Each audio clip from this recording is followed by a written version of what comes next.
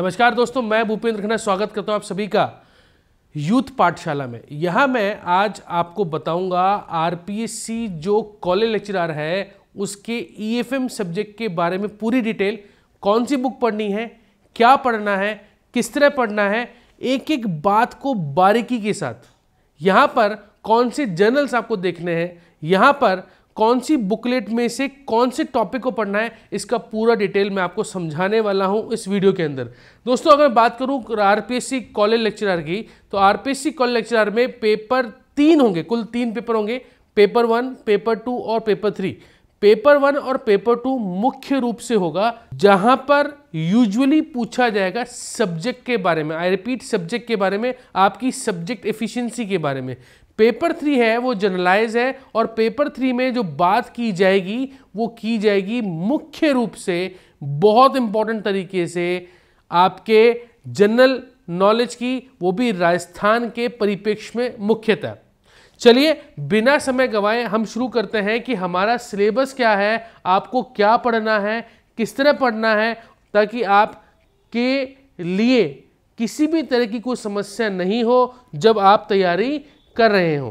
तो चलिए मैं सिलेबस का पूरा एनालिसिस करता हूं, पूरे आपको बताता हूं कि सिलेबस क्या है, किस तरह पढ़ना है। चलिए देखिए ध्यान से। तो सबसे पहले अगर बात करें हमारे अगर पार्ट ए की, तो पार्ट ए में ईएफएम के पार्ट ए में मुख्य रूप से जो सो कॉल्ड जो पहला पोर्शन है वो यूनिट 1 जो है वो यूनिट 1 डील करता है थ्योरी ऑफ इकोनॉमिक्स से। I repeat theory of economics से।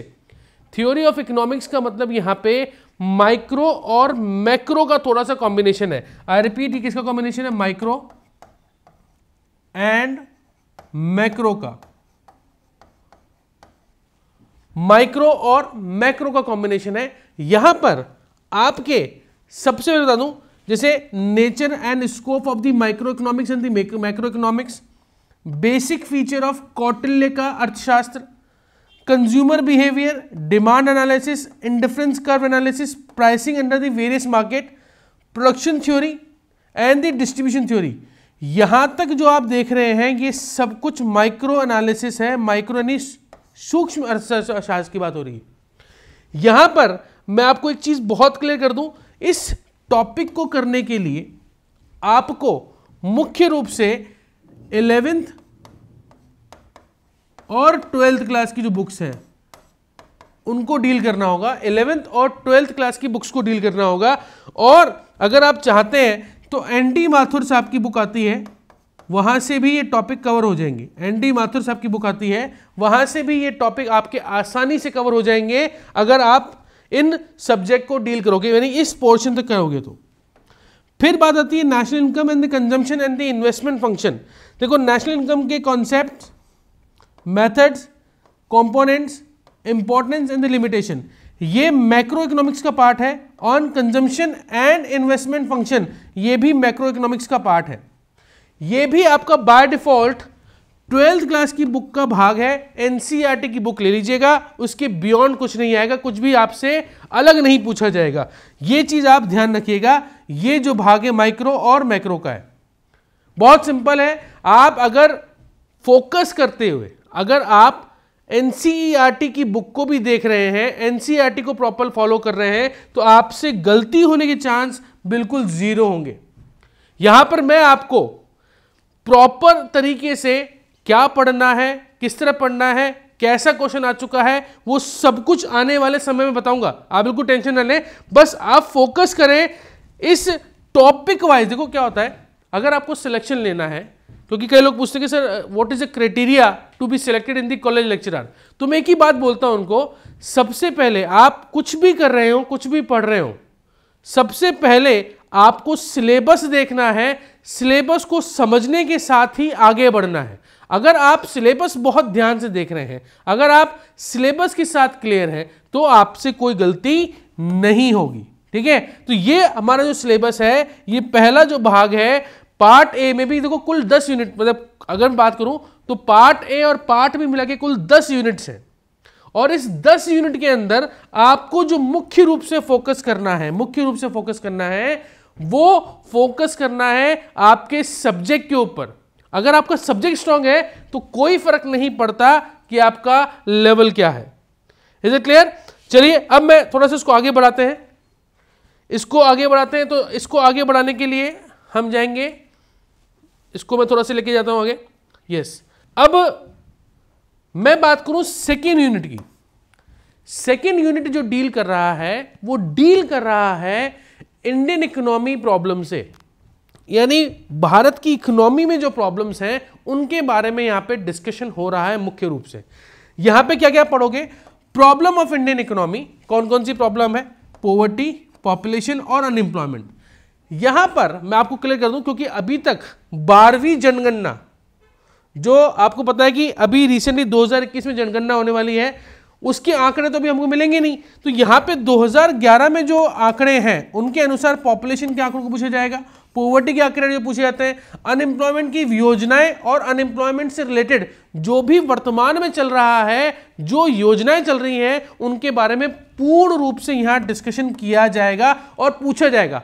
स्ट्रेट फॉरवर्ड क्वेश्चन पूछे जाते हैं, स्ट्रेट फॉरवर्ड, जो कि योजनाएं वर्तमान में चल रही हैं, जो योजनाएं पीछे हो चुकी हैं या कितनी सक्सेसफुल है या नहीं है, ये सब कुछ यहां पे आपसे इस भाग में पूछा जाता है, प्रॉब्लम ऑफ इंडियन इकोनॉमी में।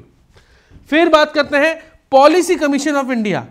पॉलिसी कमीशन ऑफ इंडिया कब बना, क्या उसका अल्टीमेटली यूटिलाइजेशन था, क्या उसके इंपैक्ट आए, कौन कौन सी पॉलिसीज का क्या दर रहा, और आगे अगर बात करें तो कौन सी सक्सेसफुल पॉलिसी थी, कौन सी नहीं थी, प्लानिंग कमीशन का ओरिजिन क्या था, प्लानिंग कमीशन कैसे काम करता था, ये सब कुछ आपसे पॉलिसी कमीशन ऑफ इंडिया के नाम पे पूछा जाएगा। फिर आगे चलें तो आपको पता है कि हमारी जो इंडस्ट्री है, शुरुआत जब हुई थी 1947 में, इट वाज एन एग्रीन इकोनॉमी। 1947 की बात की जाए तो ये एक एग्रीन इकोनॉमी थी, एग्रीन मतलब एग्रीकल्चर बेस्ड इकोनॉमी थी।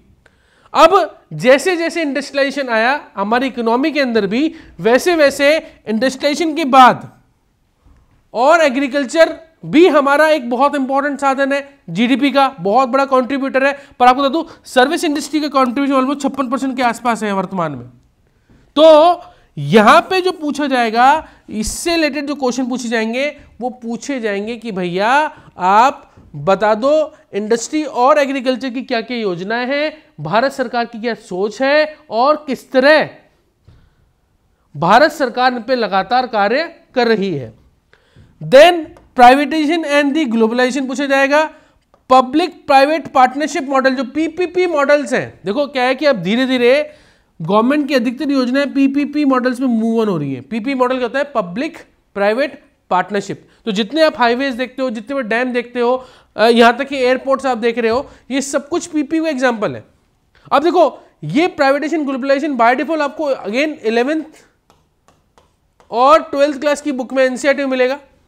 इसके अलावा आप चाहें तो यहां पर आप बाय डिफॉल्ट जो राजेंद्र सिंह जी की बुक आती है वो भी आप परचेज कर सकते हैं, जो कि बहुत महत्वपूर्ण बुक है इस प्रॉब्लम को कवर करने के लिए।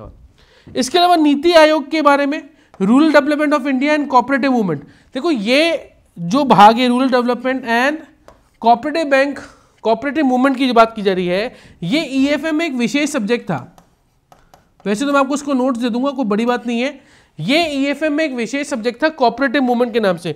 तो कोऑपरेटिव मूवमेंट के बारे में आपको यहां विशेष रूप से ध्यान रखना है, देखना है, ताकि आपको कोई दिक्कत ना हो। ये जो भाग है ये पूरा का पूरा इंडियन इकोनॉमी से संबंधित है। इंडियन इकोनॉमी मतलब भारत की जो इकोनॉमी है उसकी समस्याएं हैं, वर्तमान में क्या क्या योजनाएं हैं, फ्यूचरिस्टिक क्या योजनाएं हैं, पंचायती राज क्या है, सब कुछ आ गया इसके अंदर। तो बाय डिफॉल्ट ये जो पोर्शन है pure and pure Indian economy का है, आपको किसी तरीके की दिक्कत इसमें नहीं होनी चाहिए। मैं आपको पूरे नोट्स दूंगा, प्रॉपर तरीके से बताऊंगा, एक एक पॉइंट को डिस्क्राइब करूंगा, एक एक पॉइंट को, कि पॉवर्टी एलिवेशन प्रोग्राम कौन कौन से हमारे, इंदिरा गांधी के समय क्या प्रॉब्लम थी, अगर नरेंद्र मोदी की बात की जाए तो क्या प्रॉब्लम है और कितना ज्यादा चेंज हुआ। यहां तक कि अब जो क्वेश्चन पूछे जाएंगे वो 99% पूछे जाएंगे कोविड-19 के बाद भारत की जो समस्याएं चल रही हैं और नई समस्याएं क्या है उनके बारे में यहां डिस्कशन होगा। यानी ये इंडियन इकोनॉमी से संबंधित सिलेबस है जिसमें आपको दिमाग लगाना है प्रॉपर तरीके से। चलिए थोड़ा सा आगे बढ़ते हैं। नेक्स्ट बात की जाए थर्ड यूनिट की, it's all about public finance. यहां पे पब्लिक फाइनेंस की बात हो रही है, तो यहां पे आप ध्यान रखिएगा दोस्तों, यहां जो पूछा जाएगा, यहां जो फोकस होगा वो होगा बाय डिफॉल्ट बजट के ऊपर। यहां जो फोकस होगा वो ये फोकस होगा फिस्कल पॉलिसी के ऊपर। फिस्कल पॉलिसी क्या है भारत की? फिस्कल पॉलिसी मतलब राजस्व नीति क्या है, राजकोषीय नीति क्या है, कहां कितना पैसा भारत सरकार के पास आता है, कहां वो खर्च करते हैं, किस परसेंटेज में खर्च करते हैं, किस अनुच्छेद के अनुसार योजनाएं बनती हैं, ये सब कुछ डिस्कशन होता है यूजुअली पब्लिक फाइनेंस में। तो यहां पे क्या है, नेचर, कॉन्सेप्ट, फीचर और importance of public finance. Public के पैसे की जब बात होती है, पब्लिक फाइनेंस का अगर सिंपल सा वर्ड निकाले तो पैसा किसका? पब्लिक का। पब्लिक कौन? आप और मैं। जब पब्लिक फाइनेंस की बात हो रही है तो यहां पे फिस्कल पॉलिसी की बात होगी थोड़ी सी, और मॉनेटरी पॉलिसी की। वैसे बता दूं, मॉनेटरी पॉलिसी हमारे नेक्स्ट यूनिट में है। यहां पे हम बात करेंगे canon of taxation, principle of taxation के बारे में प्रॉपर, डायरेक्ट और इनडायरेक्ट टैक्सेस कौन से हैं, टैक्स इंपैक्ट और टैक्स इंसिडेंस क्या होता है, टैक्स एविजन क्या होता है, टैक्स अवॉइडेंस क्या है। यानी यहां पूरा आप पढ़ेंगे टैक्स के बारे में। टैक्स यानी पब्लिक का पैसा कहां आ रहा है, कहां जा रहा है, किस तरह इस्तेमाल हो रहा है, और उसके जो टैक्स के जितने भी रूल्स एंड रेगुलेशंस हैं वो सब कुछ आप यहां देखने वाले हैं। Then theory of maximum social advantage. देखो बहुत सिंपल नियम होता है टैक्स की। अगर बात की जाए तो टैक्स का नियम में कहता है कि जैसे जैसे सरकार के पास पैसा आता है तो सरकार यूजुअली उस पैसे का हक सबसे ज्यादा जो वो देती है वो गरीबों को बेनिफिट देने के लिए देती है। देख लीजिए आप, जितना भी रेवेन्यू आता है, जितनी बड़ी योजनाएं बनती हैं, आपने नोट किया होगा कि वो एक कॉमन आदमी के लिए नहीं होती। वो किसके लिए होती हैं? वो बाय डिफॉल्ट पॉवर्टी लाइन के आसपास जो लोग हैं उनके लिए बारे में डिस्कशन होता है। तो यहां पे theory of social maximization, social advantage maximization की बात की जाएगी, और ये भी एक पब्लिक फाइनेंस का ही भाग है। देन पब्लिक डेट और पब्लिक रेवेन्यू, कितना पैसा आया, कितना पैसा गया, कहां से आया, कितना खर्चा हुआ, उसमें से अगर खर्चा हुआ तो इनकम और आय में जो अंतर आ रहा है वो है पब्लिक डेट के बारे में। देन सेंट्रल बजट के बारे में बात करेंगे। मेजर चैलेंजेस जो वर्तमान में चल रहे हैं सेंट्रल बजट के, हमारी राजकोषीय घाटा लगातार बढ़ रहा है, उसका इंपैक्ट क्या होगा, जीडीपी पे असर क्या होगा, ये सब कुछ हम पढ़ते हैं major challenge in the budget के अंदर। फिर है deficit financing and finally propose GST. देखो प्रपोज जीएसटी पिछली बार वाले पेपर में था, यहां पर इस बार जीएसटी के बारे में पूरा का पूरा डिस्कशन होगा। जीएसटी के प्रोज एंड कॉन्स का डिस्कशन होगा, जीएसटी पॉलिसी का डिस्कशन होगा, जीएसटी की जो रेट चल रही है उनके बारे में डिस्कशन होगा, और भी कई तरह के क्वेश्चन जो वर्तमान में, क्योंकि प्रपोज नहीं है अब ये जीएसटी अब आ चुका है। ये जो सिलेबस हम डिस्कस कर रहे हैं ये सारा का सारा सिलेबस पुराना वाला है, पिछली बार वाला है, पर ऐसा नहीं कि बदल जाएगा, कुछ 2-3 पॉइंट ही बदलेंगे जिसको आपको ध्यान रखना है। तो पब्लिक फाइनेंस के लिए मैं आपको सजेस्ट करूंगा, आप पब्लिक फाइनेंस की जो बुक है, आरबीडी पब्लिकेशन की बुक आती है, हिमालय पब्लिकेशन की बुक आती है, आप वो जरूर ले सकते हैं। या फिर पब्लिक फाइनेंस आपको समझना है, पब्लिक फाइनेंस को डील करना है, तो आप कोशिश कीजिएगा इकोनॉमिक जो विशेष जो प्रतियोगिता दर्पण आता है, पीडी आता है, प्रतियोगिता दर्पण का इकोनॉमिक विशेषांक को जरूर परचेज कीजिएगा, क्योंकि काफी हद तक चीजें यहां से आपसे पूछी जाएंगी। चलिए नेक्स्ट बात करते हैं। देखो 3 यूनिट मैंने आपको बताई, ठीक है। अब चौथी यूनिट की बात की जाए तो यह है मॉनेटरी पॉलिसी। अगेन ये भी बहुत इंपॉर्टेंट है, मॉनेटरी पॉलिसी भी, यानी कि मौद्रिक नीति। देखो अब बता दूं, मॉनेटरी पॉलिसी जो है या मॉनेटरी इकोनॉमी जो है, यहां पे मॉनेटरी इकोनॉमी है, यहां पे हम बेसिकली बात करेंगे मुख्य रूप से मॉनेटरी पॉलिसी की। अब इसका नाम थोड़ा चेंज हो गया है, मॉनेटरी पॉलिसी नहीं है अब ये है क्रेडिट एंड मॉनेटरी पॉलिसी। यह है क्रेडिट एंड मॉनेटरी पॉलिसी।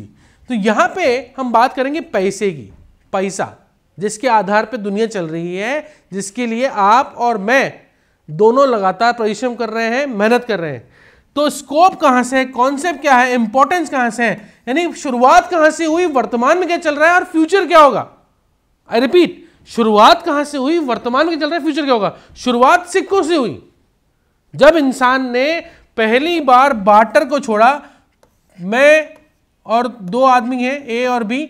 शुरुआत में बार्टर सिस्टम था, ए को जरूरत थी बी से सामान लिया, बी को जरूरत ने इसको सामान दे दिया। फिर शुरुआत हुई सिक्कों की यानी पैसे की। जब पैसे की बात आई फिर वो नोट भी बने। वर्तमान में हम डिजिटल जा चुके हैं। हम आप देख रहे हैं कि अभी वर्तमान में आप डिजिटल मनी को देख रहे हो।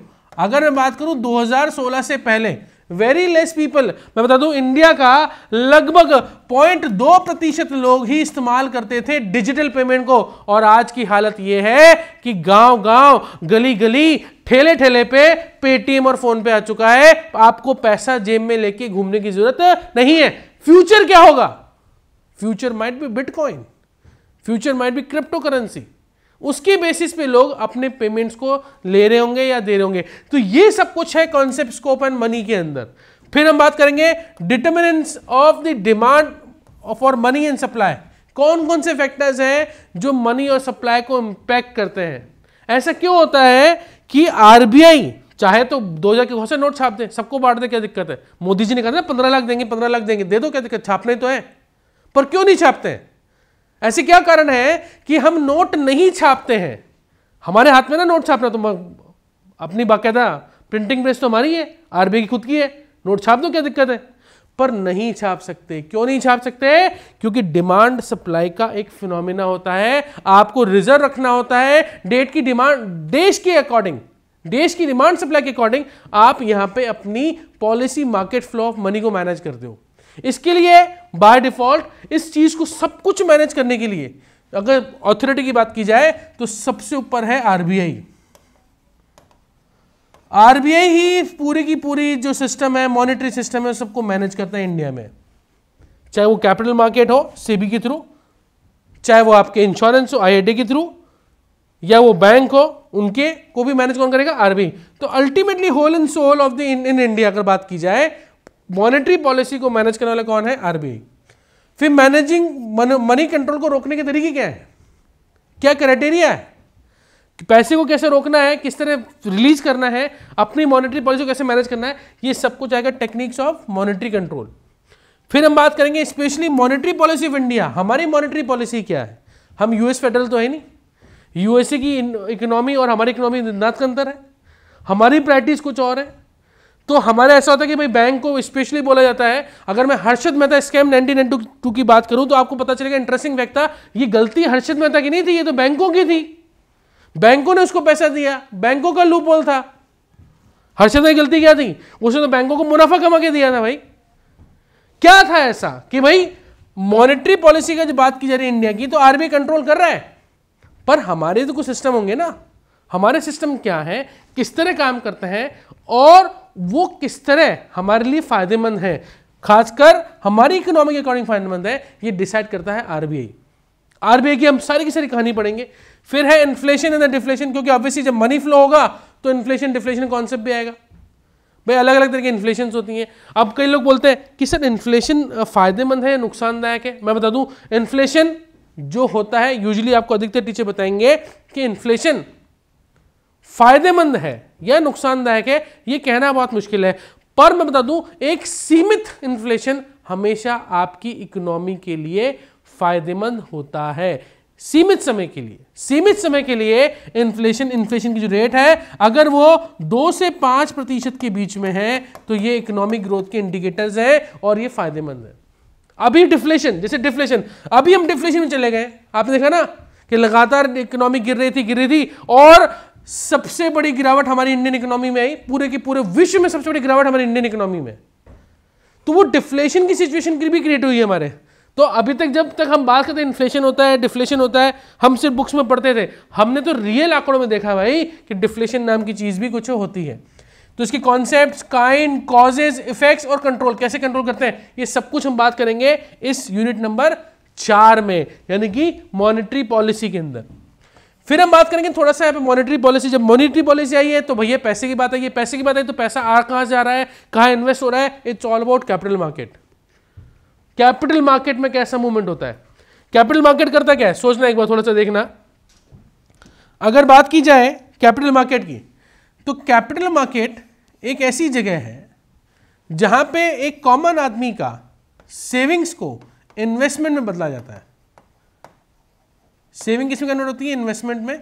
और ये investment by default big giant companies के पास आता है और ये उनको रिटर्न के रूप में प्रॉफिट देते हैं। अब ये पूरा कॉन्सेप्ट है, ये पूरा हालांकि बहुत डीप में और है, ये तो मैंने बहुत बेसिक आपसे डिस्कशन किया है, बहुत सारा डीप में है जो आने वाले समय में आपको बताऊंगा, डोंट वरी अबाउट इट। ये जो पूरा कॉन्सेप्ट है, ये पूरा जो डिस्कशन है, it's all about the capital market.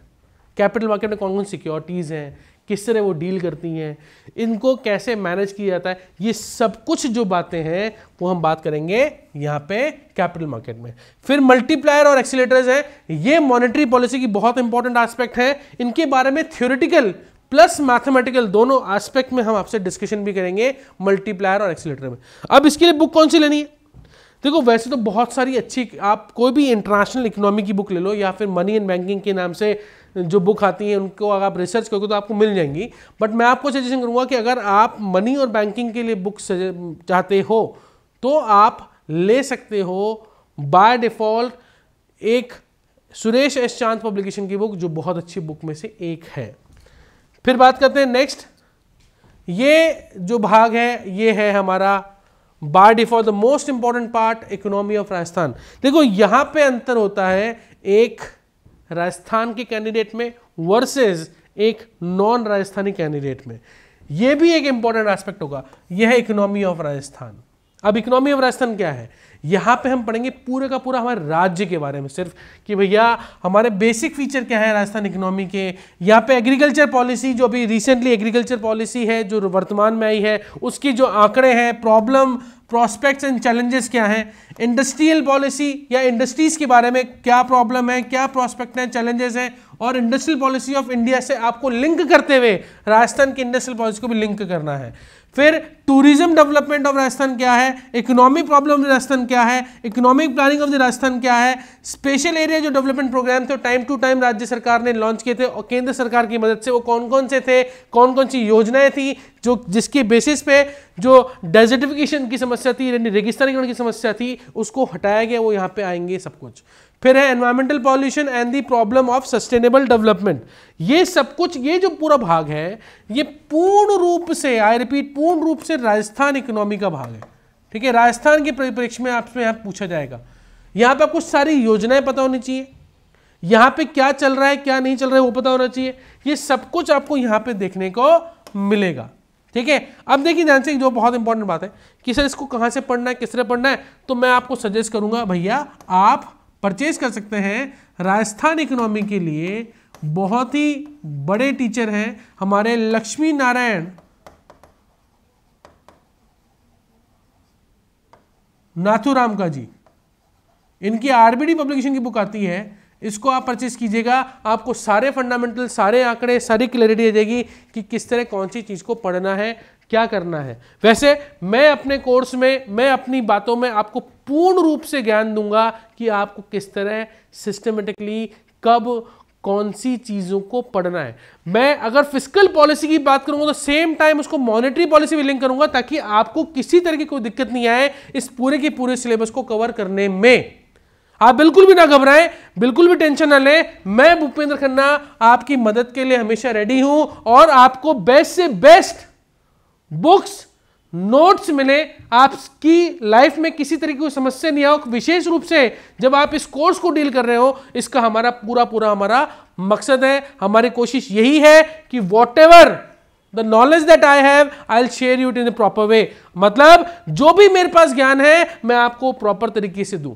तो लगातार बने रहिएगा, चैनल को सब्सक्राइब करना नहीं भूलिएगा, और पेड कोर्स के बारे में जो भी जानकारी है हम आपको देते रहेंगे समय आने पर। थैंक यू सो मच, अभी लिए काफी धन्यवाद।